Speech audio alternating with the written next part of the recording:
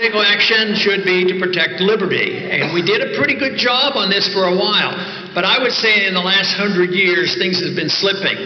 Now, I like to go after the president. I don't do it as much as some others because I see this as a big problem that's been lasting a long time. But if you're looking for things to criticize, it wouldn't be very hard to criticize the president. He wants to give you total socialized Obamacare, which we don't need and is way too expensive. But also the promises made by both parties over the years, whether it was the promises of a humble foreign policy in the year 2000 or the promises made by the current president, unfortunately, we continue to do the same thing regardless of the election. They keep the same foreign policy, the same monetary policy, the same entitlement system, the same deficits. We need to clean house and say we want a renewal of the spirit of what made this country great, and that means emphasizing your personal liberties.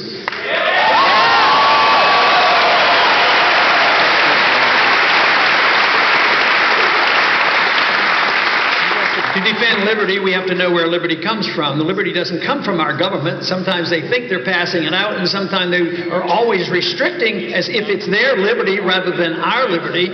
But liberty comes to us as the Declaration of Independent States. Our life and our liberty comes from our Creator, or in a very natural way. So it's to each and every one of us that we should own that liberty and own our lives, and we should not only have our life and our liberty, but we ought to be able to keep the fruits of our labor. That's what we need first.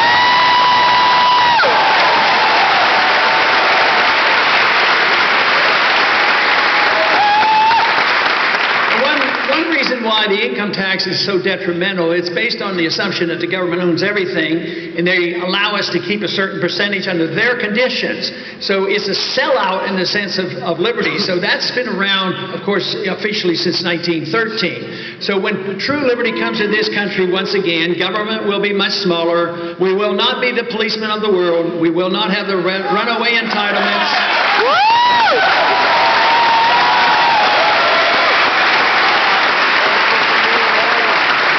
And not only won't we have an income tax, we won't have a Federal Reserve system.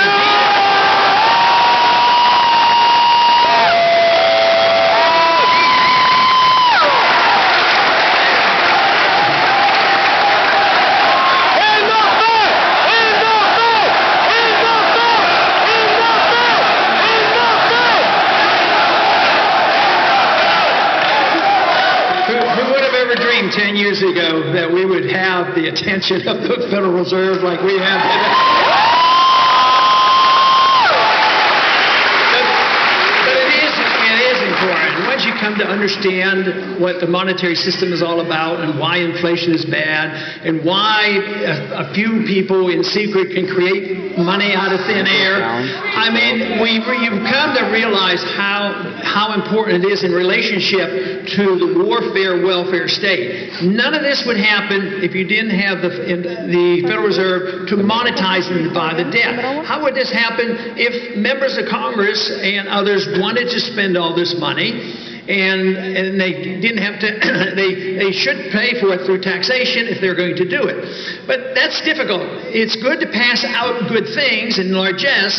It's not, people finally get tired of the taxes, so they went and resorted to borrowing money too much. But then that pushed interest rates up, so they invented this thing of the Federal Reserve, because that you can hide the inflation, you could transfer the penalty from one group to another, but ultimately this all catches up with us.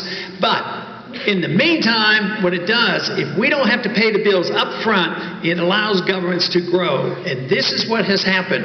In collaboration with the Federal Reserve and the politicians who got reelected by doing exactly what the people were asking for, well, just send us more stuff.